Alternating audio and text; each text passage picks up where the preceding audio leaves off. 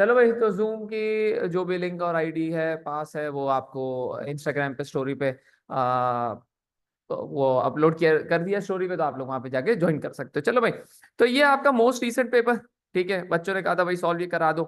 Feb March 2025।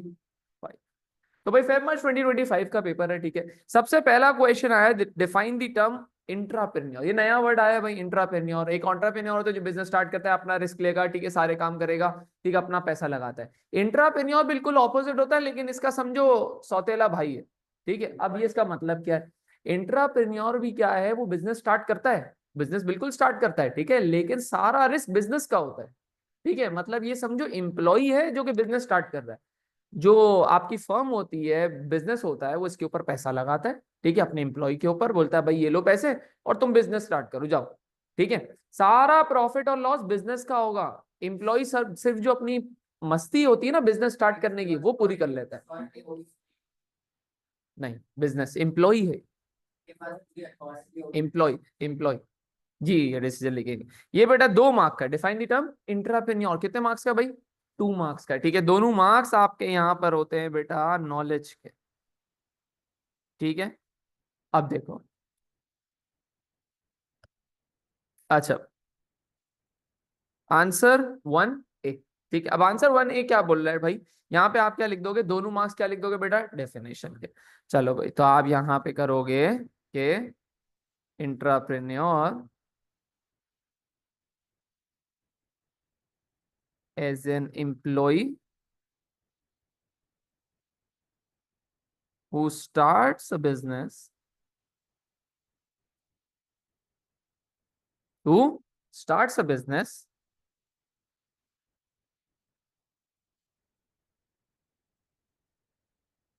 for the firm or the employer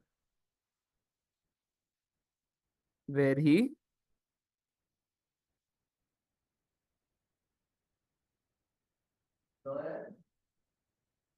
works, ठीक है। तो entrepreneur is an employee who starts a business for the firm or employer where he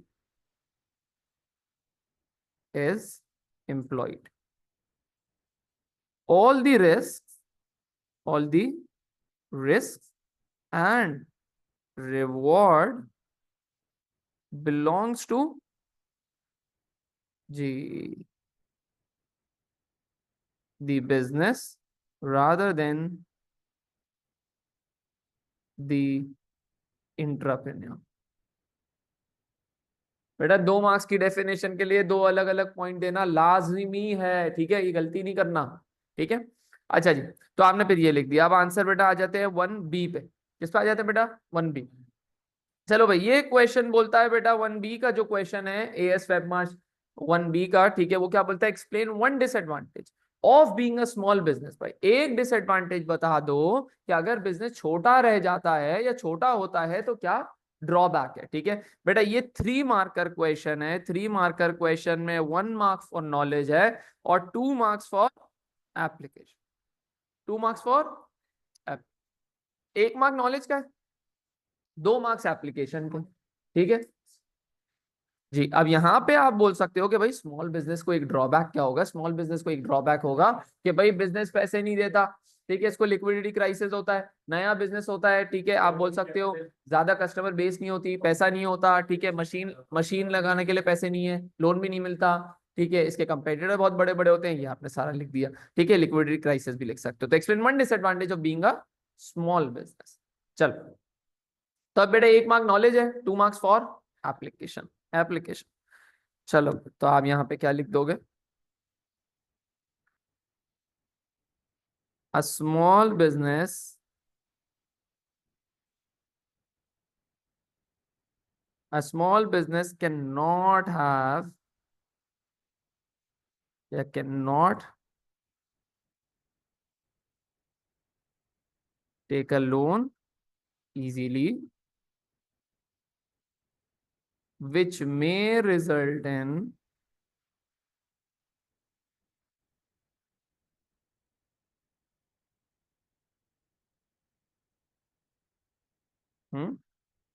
हाँ, तो small business, या फिर इसको direct application भी कर देते ना, तो small business such as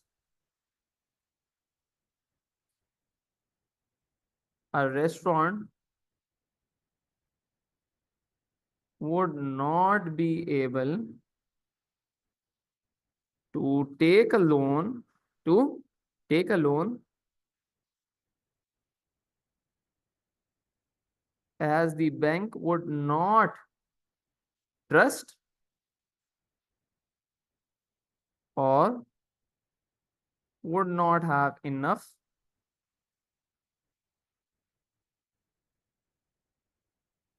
evidence to provide the loan. Thus, business would not be able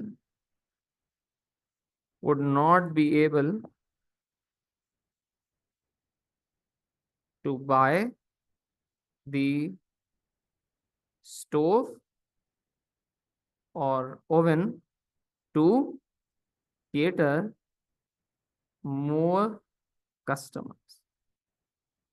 सही है भाई, तो ये आपने लिख दिया, या इसमें आपने नॉलेज भी लिख दी कि भाई बिजनेस को एक स्मॉल बिजनेस को क्या मसला होगा, ठीक है, और आपने अप्लाई भी कर दिया है। आपने अप्लाई क्या कर दिया भाई, स्टोव और ओवन लिख दिया, ठीक है, तो हम केटर नहीं कर पाएंगे ज्यादा कस्टमर्स को, ये आपकी क्या आ गई, एप्लीकेशन भी आ गई, ठीक है, तो यहाँ पे सारी चीजें आपकी हो गई। अच्छा भाई, अब आ जाते बेटा answer number 2A, answer number 2A, ठीक है भाई। अब ये क्या बोल रहा है भाई, साइकोग्राफिक फैक्टर्स, क्या बोल रहे भाई, define the term psychographic market segmentation, ठीक है। ये बच्चे बड़े कंफ्यूज हो गए थे जब पेपर में दिया, बच्चे कह रहे सर यार ये तो नहीं आ रहा है, ठीक है, या ये इसको क्या बोलते हैं बेटा, ये लाइफ स्टाइल वाला है, ये वैल्यूज वाला है, ये पर्सनैलिटी वाला है, ठीक है। अब देखो है क्या बेटा, मार्केट सेगमेंटेशन और साइकोग्राफिक दिया हुआ है। साइकोग्राफिक को पहले तो एक्सप्लेन करना है और मार्केट सेगमेंटेशन को भी एक्सप्लेन करना है। मार्केट सेगमेंटेशन का मतलब क्या है भाई, मार्केट को डिवाइड करना। साइकोग्राफिक का मतलब क्या है, on the basis of values, lifestyle, ठीक है, ये सारी चीज है। तो यहां पे आपने क्या लिखा, आंसर नंबर 2A, ठीक है। This is a method of dividing the market on the basis of on the basis of lifestyle, personality or values. For example, sugar free drink for health, health conscious consumers, ठीक है भाई। तो ये क्या हो गया भाई, this is a method of dividing the market on the basis of lifestyle, personality और values. For example sugar free drink for health conscious consumers. बेटा यहाँ पे क्या करा, साइकोग्राफिक मार्केट सेगमेंटेशन को अलग समझाया, साइकोग्राफिक को अलग समझाया, ठीक है। बच्चे क्या करते हैं बेटा, ले लिख देते हैं psychographic market segmentation is a method of segmenting a market on the basis of lifestyle. बेटा आपने सेगमेंटेशन को तो समझाया ही नहीं, तो मार्केट सेगमेंटेशन में dividing a market on the basis of, वो भी समझाना है, लाइफस्टाइल वगैरह, लाइफस्टाइल के साथ साथ डिवाइडिंग अ मार्केट भी समझाना है, लाइफस्टाइल और वैल्यूज, ठीक है। जैसे कि शुगर फ्री ड्रिंक कोई हेल्थ कॉन्शियस कस्टमर्स के लिए बना दी। बेटा ये 2 मार्क्स आपके डेफिनेशन के लिए हो गए। अब हर पेपर में आप गौर करोगे ना, हर पेपर में ऐसे 2 मार्क की डेफिनेशन या 3 मार्कर का कोई क्वेश्चन या 5 मार्कर का क्वेश्चन ऐसा आ जाता है जो कि थोड़ा सा घुमा हुआ होता है, थोड़ा सा अलग होता है, ठीक है। तो आपको वो गलती नहीं करनी, ठीक है। तो आपको सारी चीजें रिवाइज करके जानी है, गेस्ट पेपर वगैरह भी चीजें देख लो कर लो, लेकिन इस पर रिलाई नहीं करो, ठीक है। सारी नोट्स आप लोग पढ़ के जाओ और फिर ही आप सारी डेफिनेशन भी पढ़ के जाओ, क्योंकि 2 मार्क का या 3 मार्कर का कोई भी आंसर आपका गलत हो जाता है, ये तो गया 40 में से 36 पे, तो ये चला जाएगा फौरन, ठीक है। तो गलती का चांस ही नहीं है। आपको सेक्शन ए और सेक्शन बी के 8 मार्कर में तो फुल मार्क्स लाने, मार्क्स काटने का मौका कहाँ देना एग्जामिनर को, सिर्फ 12 मार्कर में बस, वो भी इंशाल्लाह नहीं देंगे। चलो अच्छा, तो answer two B, explain one factor that might influence the demand for a product. 3 marks. 3 marks में आप बेटा 1 मार्क नॉलेज है, 2 मार्क एप्लीकेशन है। ठीक है, ये आप बोल सकते हो वन फैक्टर। ठीक है, वन फैक्टर कुछ भी हो सकता है, एडवर्टाइजमेंट भी हो सकती है। ठीक है, अब बेटा यहाँ पे अगर आप कोई ब्रांड यूज कर रहे हो, कोई फेमस बिजनेस यूज कर रहे हो, तो वहां पे या मेक श्योर करना कि वो इंटरनेशनल हो और बहुत ही ज्यादा फेमस हो। ठीक है, बहुत ही ज्यादा फेमस हो। ऐसा नहीं होगा यार आपने फॉर एग्जांपल कोई भी नॉर्मल सा कोई बिजनेस लिख दिया, ठीक है, जो आपके लोकल एरिया में बड़ा मशहूर होगा, लेकिन भाई एग्जामिनर को नहीं पता हो सकता। ठीक है, तो एप्पल, डोमिनोज ऐसे बिजनेसेस आप लिख सकते हो। नहीं यार, ये भी एक आध कंट्री में, हाँ, तो इस तरह। हाँ, या फिर आप कार मैन्युफैक्चर यूज कर लो, तो आप बोल सकते हो भाई one factor, one factor, one factor, one factor that the demand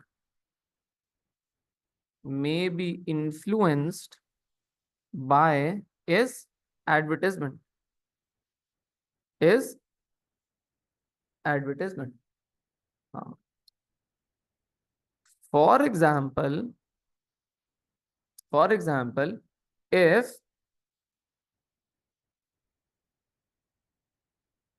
a pizza restaurant या फिर a pizza shop decides to advertise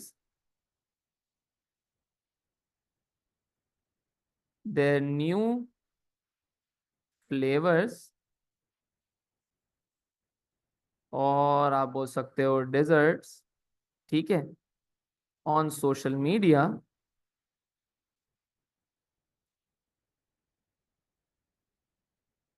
their demand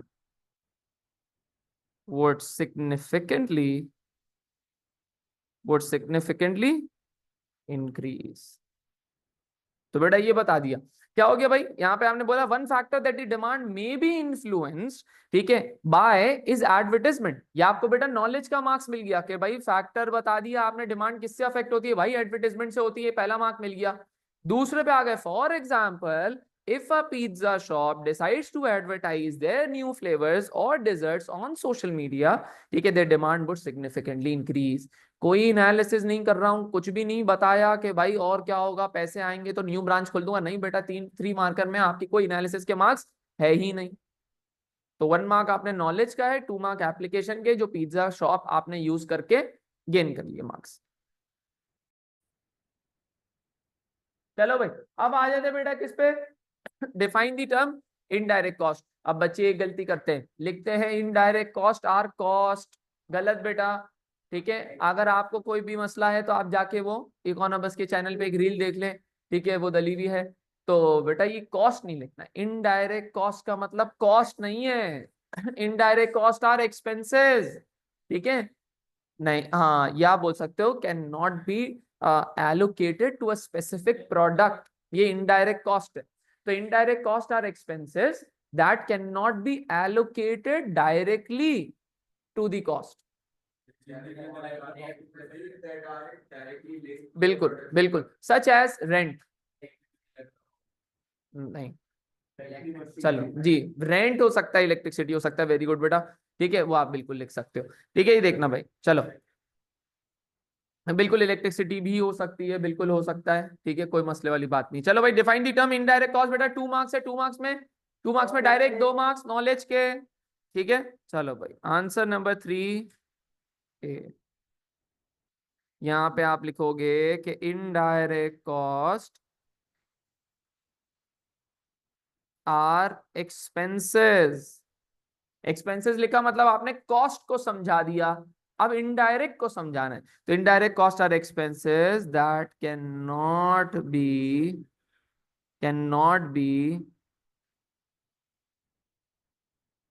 allocated to the specific product or item such as rent और electricity. तो आप rent और electricity को बेटा rent और electricity को बेटा आप स्पेसिफिक प्रोडक्ट में नहीं डिस्ट्रीब्यूट कर सकते, ठीक है, एलोकेट कर सकते। तो indirect cost are expenses that can not be allocated to the specific product और आइटम सच एज रेंट और electricity, it is more than enough. आपको 2 मार्क्स मिल जाएंगे। आपने कॉस्ट को भी समझा दिया, आपने इनडायरेक्ट को भी समझा दिया है, राइट बेटा। चलो चलो भाई, answer number 3 B, explain one benefit to a business of using budgets. भाई बजट यूज करूंगा तो क्या फायदा होगा, बजट वाला आपका चैप्टर है सेक्शन 5 का। वहां पे आप ओवर स्पेंडिंग से बच जाते हो, आप अपनी स्पेंडिंग पे लिमिट लगा देते हो कि भाई मेरा इतना ही है, जी मेरा इतना ही है। मैं आपने क्या कर दिया भाई, एक लिमिट लगा दी, अब स्पेंडिंग इससे ज्यादा नहीं होगी, आपको बेनिफिट आपका आ गया। तो मार्केटिंग डिपार्टमेंट को बोल दिया कि भाई आप इससे ज्यादा खर्च नहीं करना। जब वो इससे ज्यादा खर्च नहीं करने का तो लिक्विडिटी के मसले आएंगे बेटा, नहीं आएंगे, बच गए आप सीधे सीधे, ठीक है। अच्छा जी, अब देखना one benefit of using budget. अब बच्चे क्या करते हैं बेटा, बजट को पहले समझाते हैं फिर एग्जाम फिर बेनिफिट लिखेंगे। बेटा क्यों टाइम जाया कर रहे हो, डायरेक्ट बेनिफिट लिखना है, डायरेक्ट बेनिफिट लिखना, कोई बजट बजट को समझाने की जरूरत आपको नहीं है, कोई नीड नहीं। चलो जी, अब लिखते हैं answer 3 B. If a small clothes manufacturer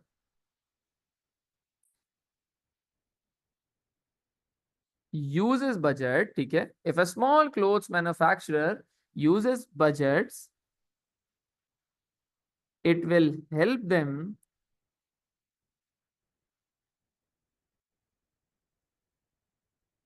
not to overspend. For example, budgets would give targets to the marketing department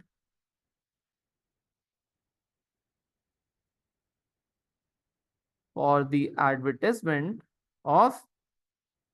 the advertisement of shirts, pants। ये बेटा एप्लीकेशन हो गई, ठीक है। तो if a small clothes retailer uses budgets, it will help them not to overspend. For example, budgets would give targets to the marketing department for the advertisement of shirts or pants. This would keep their spending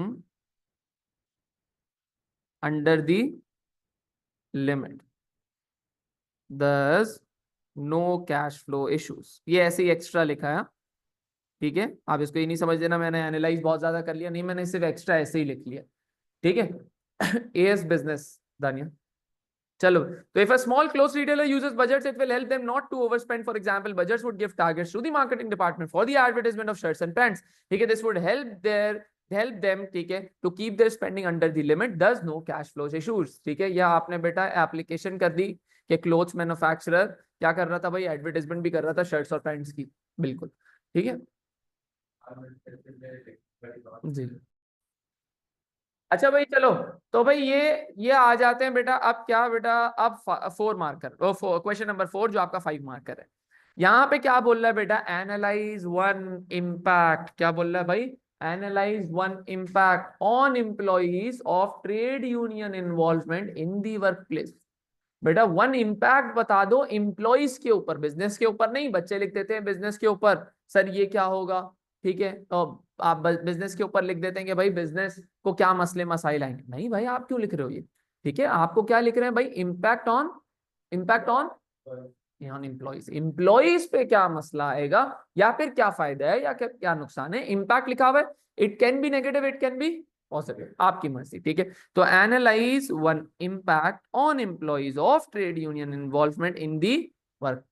तो भाई जब employees के ऊपर क्या impact आएगा, ठीक है, employees के ऊपर क्या इम्पैक्ट आएगा, आप ये बोलोगे कि भाई एम्प्लॉइज के ऊपर ये इम्पैक्ट आ सकता है कि भाई एम्प्लॉइज को क्या मिल जाएगी भाई, नेगोशिएटिंग पावर मिलेगी, ठीक है, ज्यादा वेजेस वो नेगोशिएट करा सकते हैं, वो चेक हो जाएगा। अच्छा, तो वो नेगोशिएटिंग पावर मिलेगी, ठीक है, तो नेगोशिएटिंग पावर मिलेगी तो उनको ज्यादा वेजेस मिल सकती है, जिसकी वजह से जो आपका एम्प्लॉय है वो क्या रहेगा भाई, बिजनेस के साथ मोटिवेटेड रहेगा या फिर लॉयल रह जाएगा, वो छोड़ेगा नहीं। ठीक है, ये भी लिख सकते, तो प्रोडक्टिविटी बढ़ जाएगी भाई, तो इसमें एग्जाम्पल। अब बेटा क्या है, अब 5 मार्कर में ना बच्चे फॉर्मेट गलत समझ जाते हैं। ठीक है, तो उसकी डिस्ट्रीब्यूशन भी बता देता हूँ जी बेटा। 1 मार्क्स फॉर नॉलेज है, 2 मार्क्स फॉर एप्लीकेशन है, और यहाँ पे बेटा आ गई है 2 मार्क्स फॉर एनालिसिस। अब यहाँ पे एनालाइज करना पड़ेगा, कॉन्सिक्वेंसेस बताने पड़ेंगे, और ये वो पार्ट है जहां से एनालिसिस स्टार्ट होती है। ठीक है, 1 2 3 में कोई एनालिसिस नहीं थी, 4 में एनालिसिस आएगी, फिर ए सेक्शन बी के भी आपके दोनों पार्ट्स में एनालिसिस आएगी। ठीक है, चलो मैं, तो one impact can be positive, impact can be negative. ठीक है, अच्छा, तो यहाँ पे चलते हैं आंसर नंबर 4। ठीक है, ट्रेड यूनियन को समझाने की जरूरत नहीं है, एनालिसिस में लिमिटेशन देनी पड़ेगी, मैं लिख के बता रहा हूँ, मैं लिख के बता रहा हूँ बेटा आंसर। ठीक है, देखना बेटा, इफ एम्प्लॉइज अब एग्जाम्पल भी इसी में डाल देते हैं ना, if employees of a car manufacturer are part of the trade union, this will keep them motivated as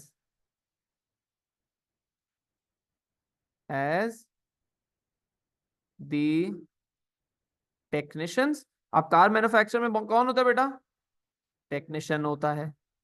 ठीक है, तो this will keep them motivated as the technicians, और कौन होता है, मैकेनिक्स। ठीक है, would be able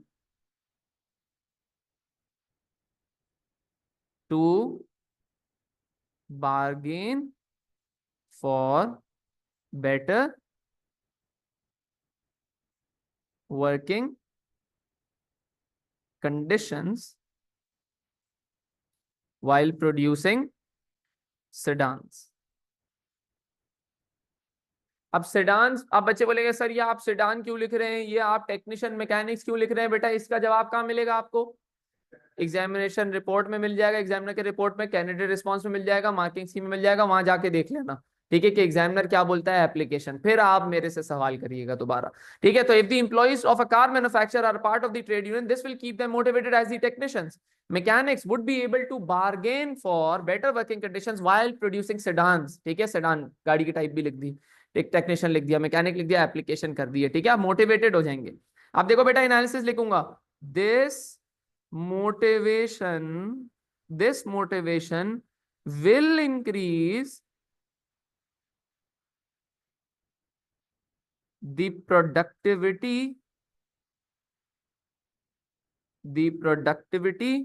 of employees, which will decrease the production time। Therefore, business would be able to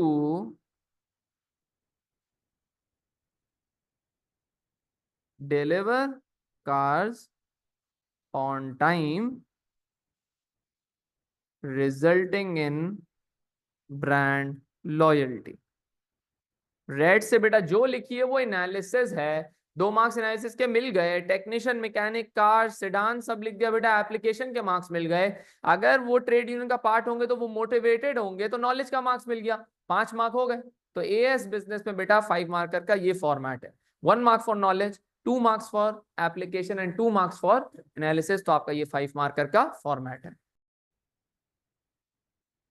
अब आ जाते हैं बेटा एएस बिजनेस के 5 मार्च के सेक्शन बी पर। ठीक है, अब सेक्शन बी क्या बोलता है। ठीक है, सेक्शन बी का बेटा पहले क्वेश्चन नंबर 5A देखना बेटा, question number 5A। Question 5A क्या बोलता है, analyse 2 limitations to a business of capital intensive operation. अब बेटा कैपिटल इंटेंसिव ऑपरेशन क्या होता है, कैपिटल इंटेंसिव ऑपरेशन का मतलब होता है मशीन वाला, ठीक है। क्या होता है भाई? मशीन वाला, जिसमें असेंबली लाइन लगी हुई है, ठीक है, जिसमें आपके रोबोट्स काम कर रहे हैं, ठीक है, जिसमें फ्लो प्रोडक्शन चल रही है, ठीक है। अच्छा, यहाँ पे बेटा क्या बोल रहा है? यहाँ पे लिमिटेशन बोल रहा है। बच्चे एक्साइटेड हो गए ना कभी कभार, क्या कैपिटल इंटेंसिव ऑपरेशन पढ़ा और एडवांटेजेस लिख दिए सारे। बेटा सवाल को गौर से पढ़ना जरूरी है। क्वेश्चन पेपर आपके हाथ में होगा, इसको मार्क कर लेना मेरी तरह, ये जैसी इस तरह, analyse two limitation to a business, ठीक है, इसको मार्क कर लिया। और आपने कैपिटल इंटेंसिव ऑपरेशन, ठीक है। तो बेटा पहला पहला मसला होता है कि हाई इनिशियल अमाउंट है, भाई लोन लेना पड़ता है बड़ा, ठीक है, इतना आसान थोड़ी होता है। दूसरा दूसरा आप जब कैपिटल इंटेंसिव प्रोडक्शन पर जाते हो या चेंज करते हो, तो ऐसा भी हो सकता है आपके लेबर भी, जो एग्जिस्टिंग लेबर होते हैं, वो डिमोटिवेट हो जाते हैं, ठीक है, उनको सेंस ऑफ इनसिक्योरिटी आ जाती है। अच्छा, फिर क्या होता है? आप ये भी बोल सकते हो कि भाई जब कैपिटल इंटेंसिव प्रोडक्शन होती है, तो एक भी अगर पार्ट खराब हो जाता है मशीन का या असेंबली लाइन का, तो पूरी प्रोडक्शन रुक जाती जी। फिर कैपिटल इंटेंसिव में मास प्रोडक्शन होती है जी। मास प्रोडक्शन में वो भी आपकी क्या होती है भाई? प्रोडक्शन बहुत होती है, ठीक है, तो क्या आप इतना बेच भी पाओगे कि नहीं? स्टोरेज कॉस्ट भी इसमें ज्यादा होगी, यहाँ पे आपकी मेंटेनेंस कॉस्ट भी हाई है, यहाँ पे आपको बड़े बड़े लेवल पे वो करनी पड़ती है भाई प्रोडक्शन, तो उसके लिए आपको लैंड वगैरह भी ज्यादा चाहिए, रेंट भी ज्यादा चाहिए, एक्सपेंडिचर बहुत ज्यादा होता है। चलो भाई, हाँ, टेक्नोलॉजी ऑब्सोलीट भी हो जाती है, उसको अपडेट करने के लिए भी आपको बहुत सारे पैसे चाहिए होते हैं। चलो भाई, इसको लिखते हैं बेटा। अब 8 मार्कर का फॉर्मेट बता दूं पहले आप लोगों को, फिर लिखवाता हूँ जी।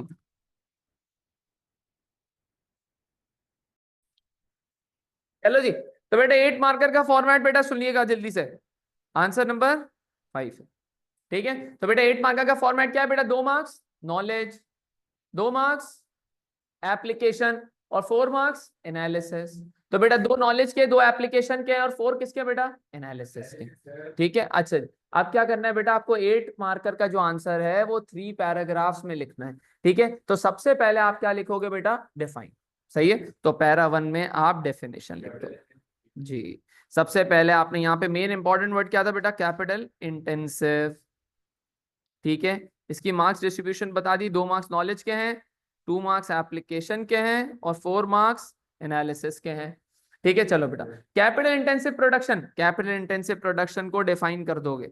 यहाँ पे डेफिनेशन में बेटा क्या लिख दोगे? इंपॉर्टेंट डेफिनेशन में आप लिख दोगे कैपिटल इंटेंसिव प्रोडक्शन में ज्यादातर जो आउटपुट प्रोड्यूस्ड होता है उसमें क्या यूज होती है बेटा?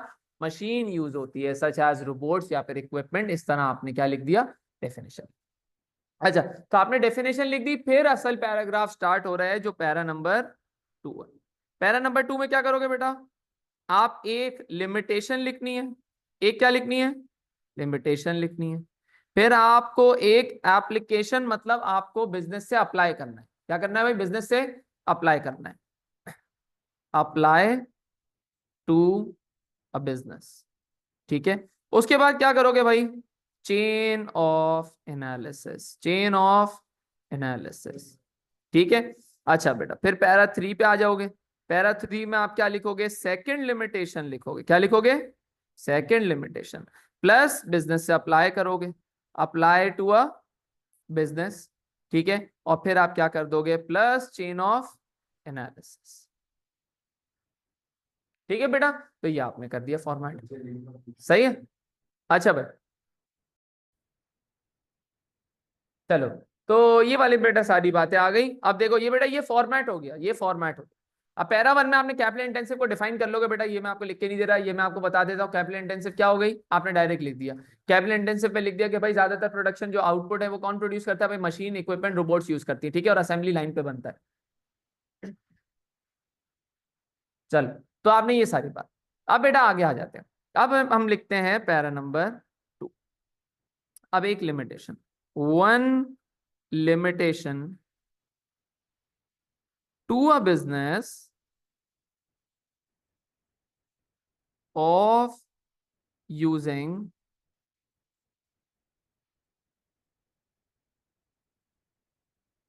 कैपिटल इंटेंसिव क्वेश्चन क्या था? Capital intensive operations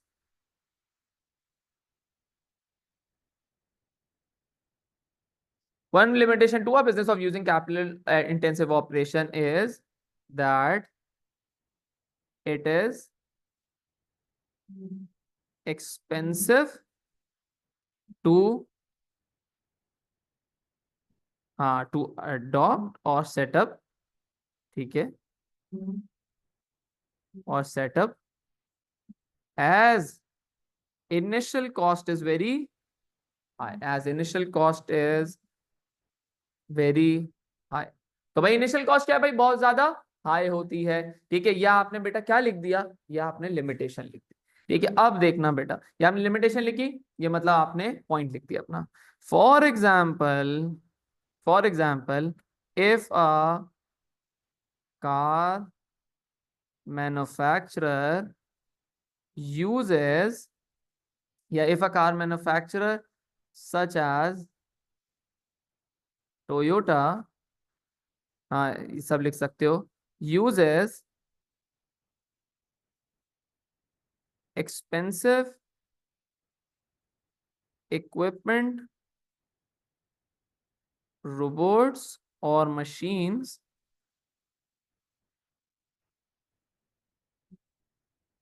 to manufacture their new sedans or crossovers, they might have to take a, they might have to take a, have to take a loan। Loan लेंगे तो बेटा क्या देना पड़ता है भाई जी, as a result business would have to pay huge interest payments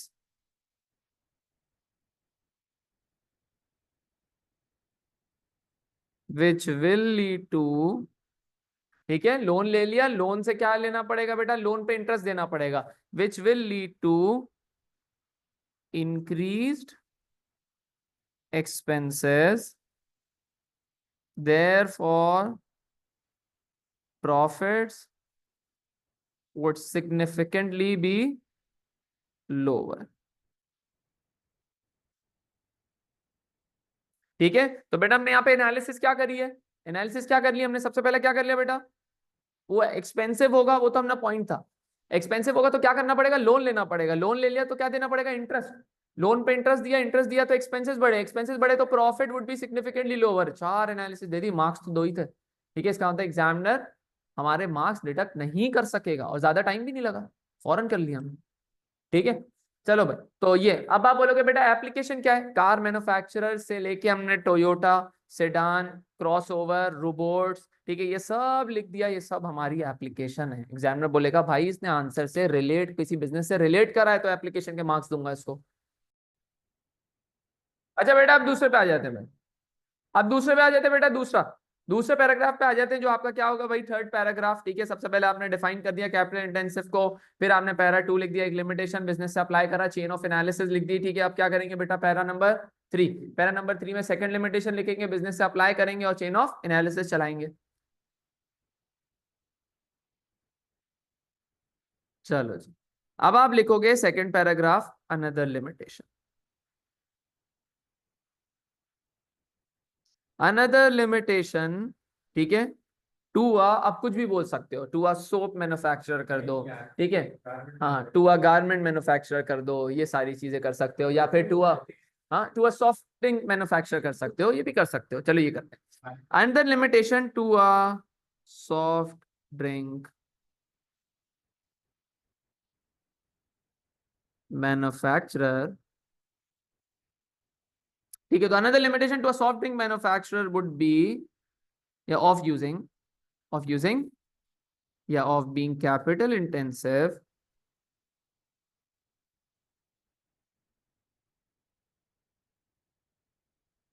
would be that even if a small part of a machine or assembly line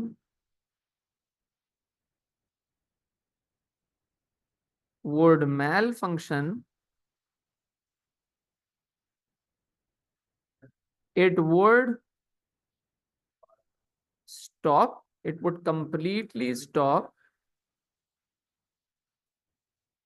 ठीक है, तो ये another limitation to a soft drink manufacturer of being capital intensive would be that even if a small part of a machine or assembly line would malfunction, it would completely stop the production of the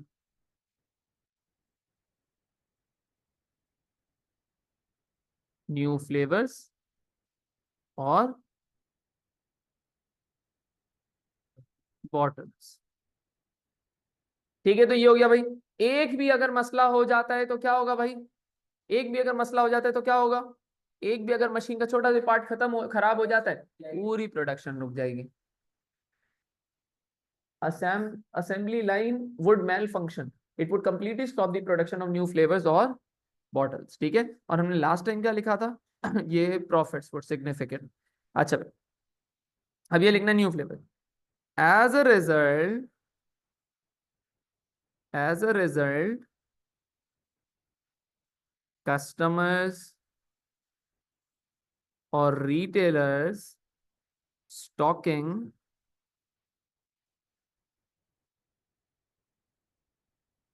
are different flavor drinks would not be delivered on time. Thus, customers would purchase competitors' drinks. Therefore, customer loyalty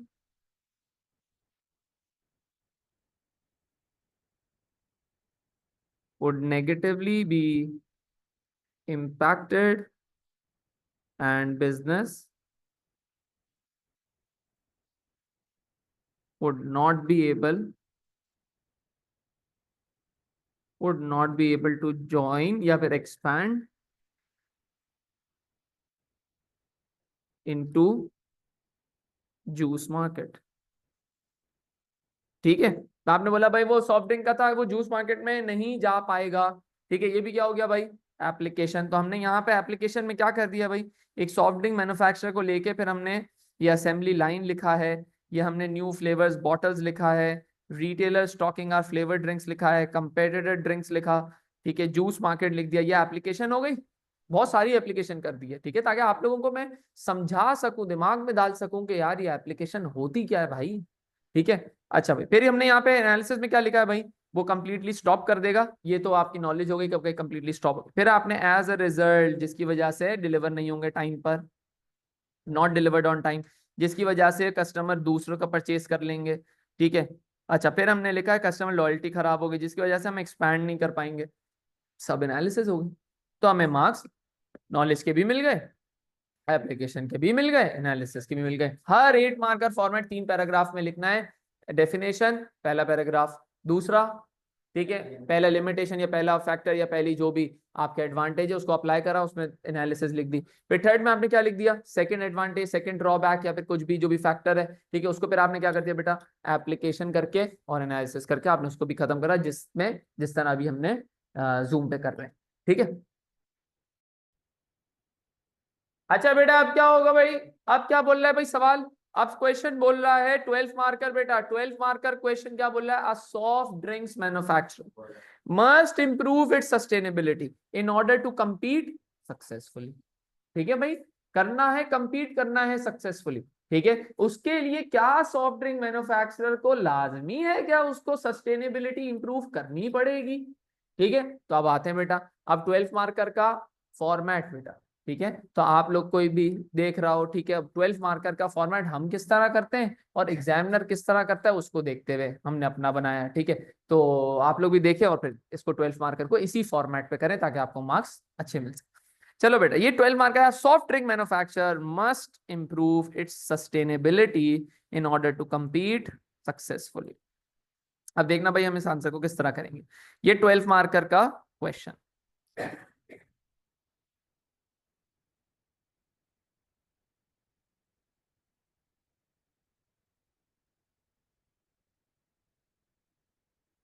अच्छा, अब जब ये 12 marks है तो 12 marks distributed किस तरह होते हैं? 12 मार्क्स डिस्ट्रीब्यूटेड होते हैं भाई चार पार्ट्स में आपके एएस बिजनेस में। चार पार्ट्स क्या है? 2 2 2 और 6। 2 marks for knowledge, 2 marks for application, 2 analysis और 6 evaluation.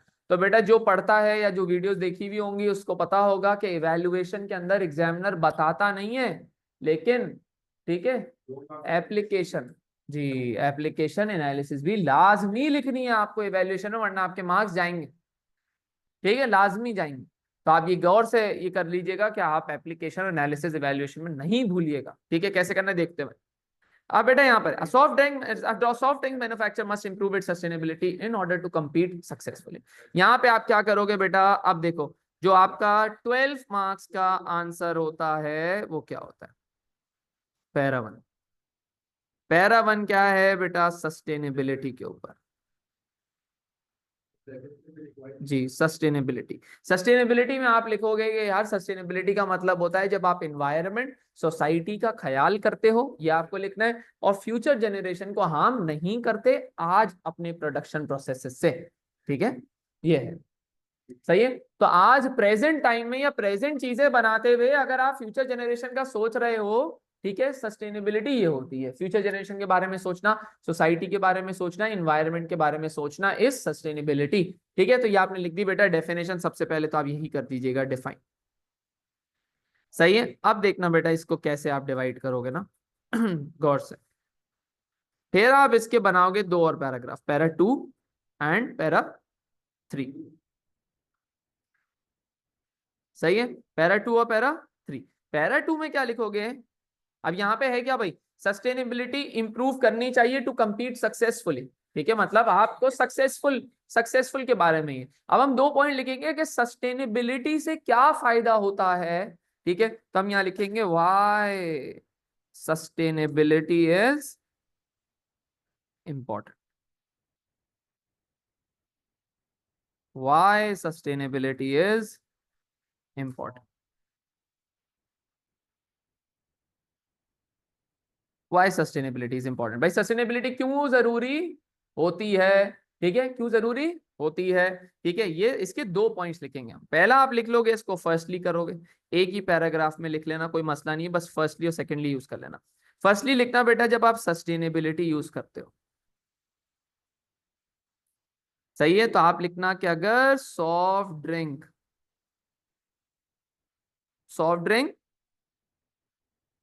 Manufacturer if uses recyclable raw materials to produce their all sizes of bottles, क्या? To produce their all sizes of bottles holding the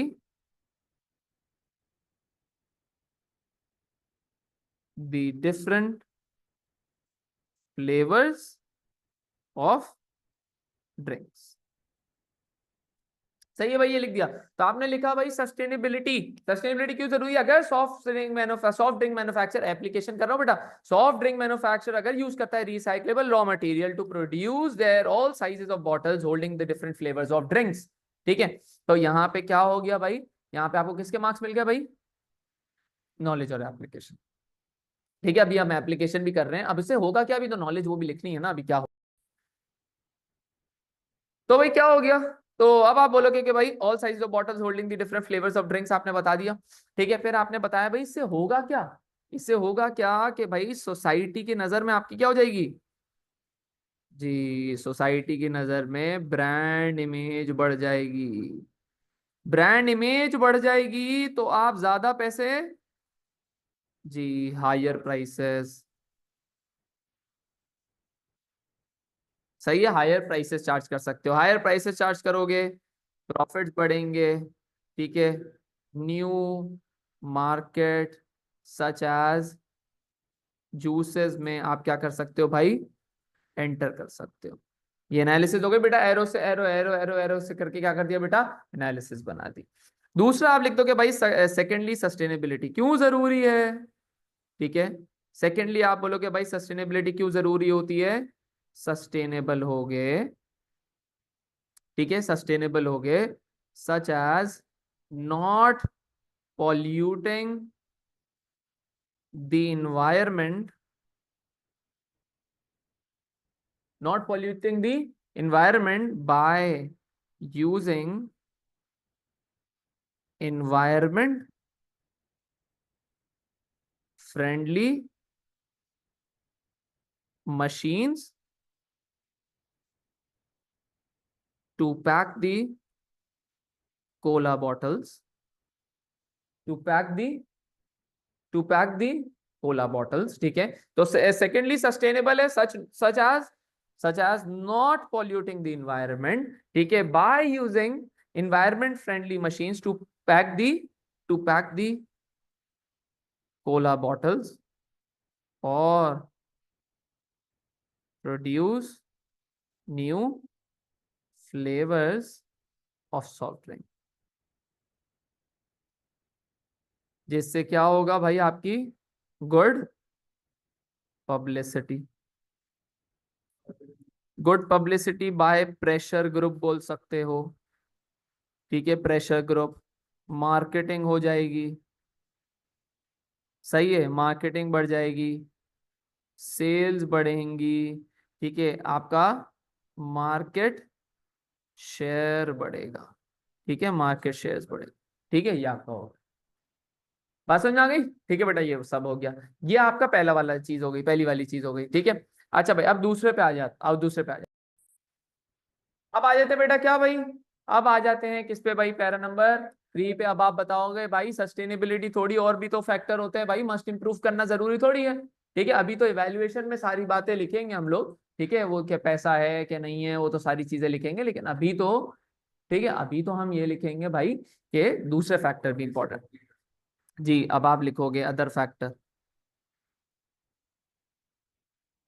ठीक है, other factor में आप क्या लिख सकते हो भाई, फर्स्टली बेटा, फर्स्टली यही फर्स्टली फर्स्टली लिखना है, ठीक है, ताकि एग्जामिनर को पता चले आपका पहला पॉइंट, दूसरा पॉइंट, थर्ड पॉइंट कब लिख रहे हो, ठीक है। अब आप फर्स्टली लिखोगे, फर्स्टली आप लिखोगे कि भाई अदर फैक्टर हो सकता है मार्केटिंग, अप्रोप्रिएट मार्केटिंग, या फिर भाई अप्रोप्रिएट डिस्ट्रीब्यूशन ऑफ प्रोडक्ट।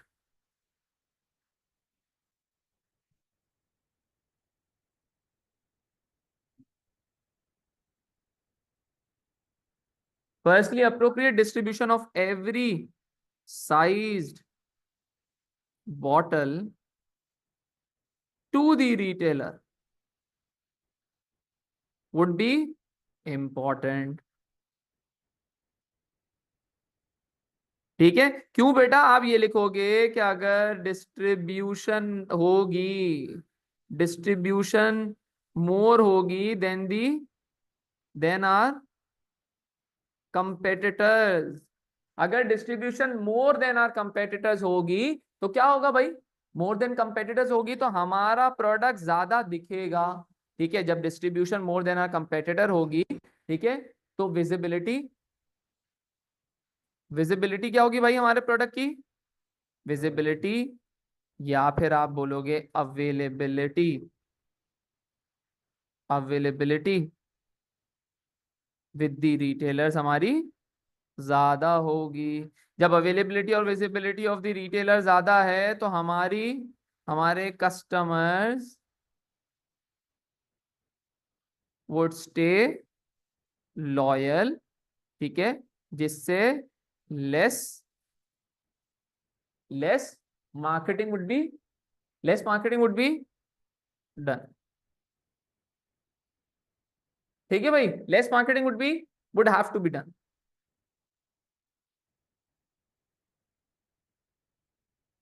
भाई जब हमारा, नहीं अभी वो इवैल्यूएशन बताएंगे हमारा, ठीक है। तो आप बोलोगे भाई फर्स्टली अगर अप्रोप्रिएट डिस्ट्रीब्यूशन हो रही है एवरी साइज बॉटल्स की to the retailer would be important, तो distribution more than our competitors होगा, विजिबिलिटी बढ़ेगी, अवेलेबिलिटी बढ़ेगी, जिसके हमारे से कस्टमर लॉयल रहेगा, कस्टमर लॉयल रहेगा तो हमें मार्केटिंग कम करनी पड़ेगी, ठीक है, ये भी आप बोल सकते हो। फिर सेकेंडली क्या जरूरी होगा भाई, सेकेंडली ट्रेनिंग ऑफ वो बोल रहे हो, वो जो आपके बना रहे हैं चीजें। हाँ, या ये भी तो लिख सकते हैं ना कि सेकेंडली क्वालिटी ऑफ प्रोडक्ट भी तो इंपॉर्टेंट होगी। Quality of product. हाँ, बिल्कुल आप बोल सकते हो क्वालिटी ऑफ फ्लेवर, ड्रिंक, या फिर इंग्रेडिएंट्स। ये सर सस्टेनेबिलिटी तो लिंक नहीं कर सकते, अगर आपने अच्छी क्वालिटी रखी है तो सोसाइटी के लिए नहीं, वो अलग, नहीं नहीं ऐसे नहीं बोलना। सेकेंडली क्वालिटी ऑफ फ्लेवर और ड्रिंक और इंग्रेडिएंट्स जो भी हैं वो इंपॉर्टेंट होंगे। ठीक है, क्वालिटी उनकी इंपॉर्टेंट होगी। ठीक है, अगर वो क्वालिटी अच्छी है तो फिर इसका होगा कि भाई आपके पास एक कंपेटिटिव एज होगा। ठीक है, कंपेटिटिव क्या होगा भाई, एज होगा। ठीक है, तो आप बोल सकते हो आप कैन ऑल्सो बी यूज्ड, या फिर कंपेटिटिव एज होगा। कस्टमर क्या होंगे भाई, कस्टमर सेटिस्फाइड होंगे, और वो क्या कर देंगे भाई, word of mouth marketing, word of mouth marketing करेंगे। ठीक है भाई, बस अब आ जाते बेटा इवैल्यूएशन में। ठीक है, अगर कोई बोल रहा है, कोई बच्चा बोलता है कि सर ये बहुत बड़ा आंसर है, इतना तो मैं लिख ही नहीं सकता। ठीक है, तो हम उनको बताना चाहते हैं कि भाई हम अपनी क्लासेस में ये प्रैक्टिस करते हैं, और हर बच्चा कितने मिनट में खत्म करता है, 18, 19 और 20 मिनट में इसको खत्म कर लेता है। ठीक है, कोई बच्चे 15 मिनट में कर लेते हैं, कोई बच्चे 18 में, कोई बच्चे 17 में, 19 में। इसका मतलब ये हो सकता है 18 से 19 मिनट में, 18 to 19 मिनट्स में हो सकता है, ये बहुत बड़ा नहीं है अगर आपकी प्रैक्टिस सही हुई है। ठीक है, अगर आपने लिखने की प्रैक्टिस करी हुई है, टाइम आंसर राइटिंग करी हुई है, तो ये आपका पक्का ही पक्का 18-19 मिनट्स में खत्म हो सकता है, और ये आप सबने करा हुआ है। ठीक है, तो जो भी ये वीडियो भी देख रहा है, कोई आया हुआ भी है, तो ये हो सकता है। ठीक है, अगर आप इसको टाइम आंसर राइटिंग प्रैक्टिस करोगे। अच्छा, अब आप क्या कर लोगे बेटा, अब आ जाओगे इवैल्यूएशन में, जो असल चीज है ना। ठीक है, अब आप इवैल्यूएशन के लिए एक और दफा क्वेश्चन पढ़ना हमेशा जरूरी है। A soft drinks manufacturer, a soft drink manufacturer must improve its sustainability in order to compete successfully. अगर आपको compete सक्सेसफुली करना है तो सॉफ्ट ड्रिंक मैन्युफैक्चरर को हमें लाजमी अपनी सस्टेनेबिलिटी बढ़ानी पड़ेगी। अब आप बोलोगे बेटा ये लाजमी वाला तो बात सही नहीं है। जब भी एग्जामिनर बोले मोस्ट इंपॉर्टेंट, ये बोलो भाई क्या हो गया, कैसी बातें कर रहा है। ठीक है, ये थोड़ी इंपॉर्टेंट है, हाँ भाई एक इंपॉर्टेंट थोड़ी है भाई, बहुत सारे फैक्टर होते हैं जो सॉफ्ट ड्रिंक की मैन्युफैक्चर की, जो भी सॉफ्ट ड्रिंक मैन्युफैक्चर है उसकी सक्सेस में कंट्रीब्यूट करेंगे भाई, बहुत सारे फैक्टर होंगे। आप कैसे कह सकते हो कि ये एक ही फैक्टर है। सस्टेनेबिलिटी तो पहले तो ये डिपेंड करेगा कि कस्टमर को क्या चाहिए।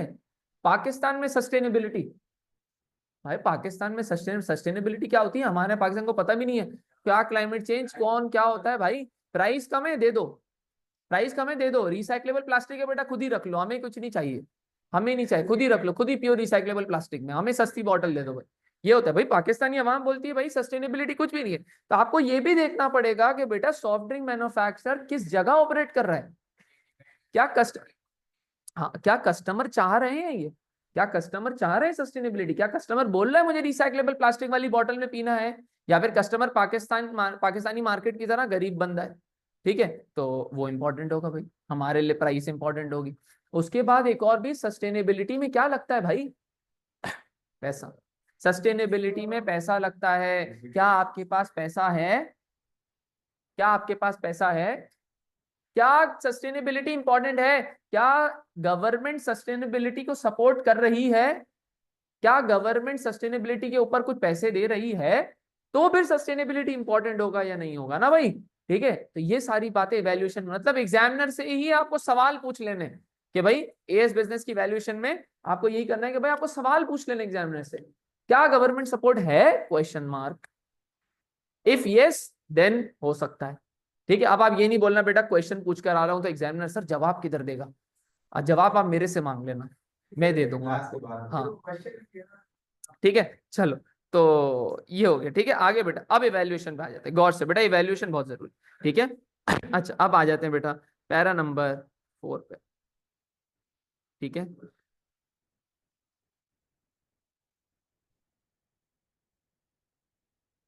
चल कंक्लूडिंग पैरा। ठीक है, अब आप लिखोगे कि टू कंक्लूड, हाँ sustainability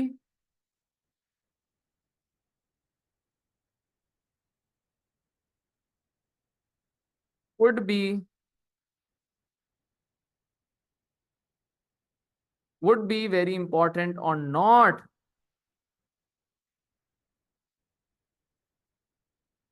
for the soft drink manufacturer would depend upon certain factors. ठीक है, अब आप लिखोगे कि फर्स्टली, ये की पैराग्राफ में लिखना है, क्या लिखोगे बेटा? फर्स्टली आप ये बोलोगे कि भाई it depends upon the views और पर्सपेक्टिव ऑफ द कंज्यूमर. अगर कंज्यूमर अगर लो इनकम वाला है, क्या है? लो इनकम वाला है, ठीक है, तो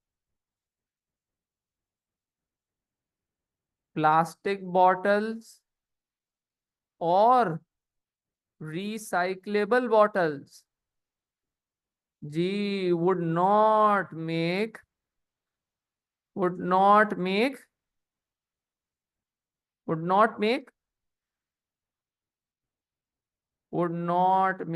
any difference, ठीक है, to the customer या to these customers. ठीक है, तो बेटा ये लिख लिया इवैल्यूएशन क्या लिख रहे हैं बेटा? एएस बिजनेस में firstly it would depend upon कि भाई व्यूज और पर्सपेक्टिव ऑफ द कंज्यूमर्स, कि भाई कंज्यूमर लो इनकम है तो प्लास्टिक बॉटल हो रिसाइक्लेबल बॉटल हो कोई फर्क ही नहीं पड़ता. ठीक है, price would be the important factor. जी, price would be the important factor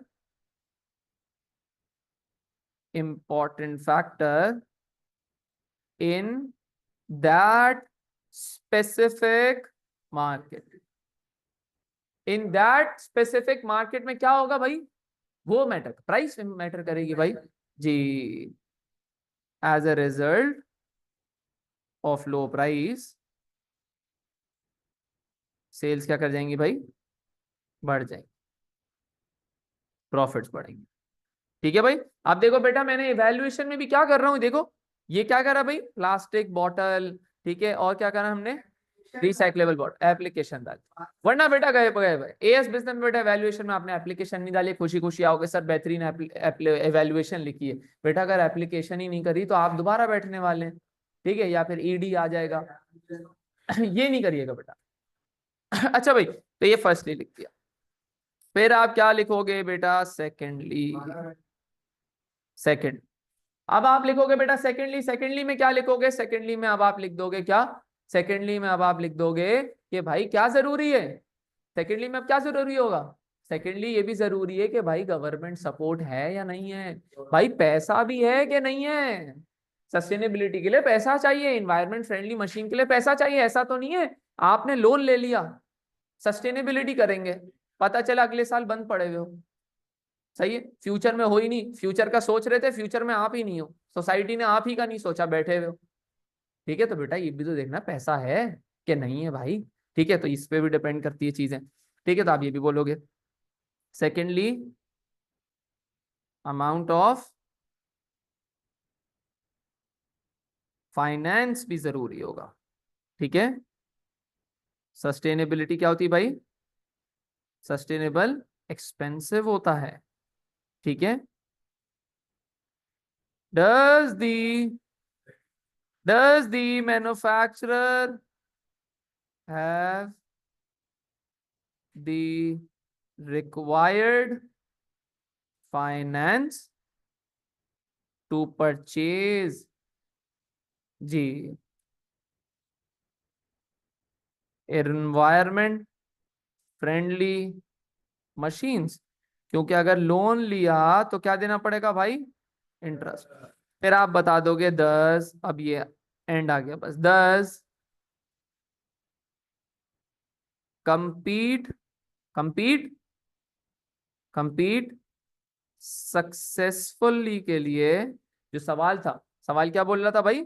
A soft drink manufacturer must improve its sustainability in order to compete successfully. तो आप बोलोगे भाई 10 compete successfully के लिए क्या जरूरी होगा भाई जी, तो compete successfully आप बोलोगे भाई ये मल्टी फैक्टर बात है, क्या है मल्टी फैक्टर बात है, बहुत सारी चीजों पे डिपेंड करेगा। तो फाइनेंस, सस्टेनेबिलिटी या सिचुएशन, मार्केटिंग, ठीक है, would all decide whether soft drink successful होगी या नहीं। ये बेटा इवैल्यूएशन है आपकी, परफेक्ट इवैल्यूएशन ये है कि जहां पे आपने एप्लीकेशन भी करी है, जहां पे एनालिसिस भी करी है, ठीक है, ये सब करा है, फिर आपने कंक्लूड करा है भाई किस फैक्टर्स पे डिपेंड करता है, और फिर आपने बता दी कि भाई बहुत सारे मल्टी फैक्टर्स पे डिपेंड करती है ये बातें, ठीक है, रादर देन एक कोई सिंगल फैक्टर पे डिपेंड करे, ठीक है, तो आप बोलोगे मल्टी फैक्टर बात है। सही है, ये आप लोगों ने भी सॉल्व करा हुआ है, ये अंडर 20 मिनट्स आपका हो सकता है, लाजमी हो सकता है, ठीक है। हाँ, कल भी आप लोगों ने करा, डेली आप लोग कर ही रहे हो, तो 20 मिनट्स के अंदर अंदर ये लाजमी हो सकता है, ऐसा नहीं कि नहीं हो सकता, ये लाजमी हो जाएगा 20 मिनट्स के अंदर, अगर आप टाइम आंसर राइटिंग प्रैक्टिस, अभी भी 2 दिन है, आप लोग कर सकते हैं, ठीक है भाई।